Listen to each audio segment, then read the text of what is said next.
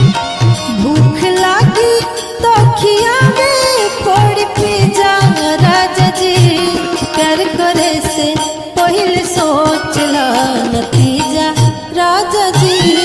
प्यार करे से पहले सोचला नतीजा राजा। प्यार करे से पहले सोचला नतीजा राजा जी।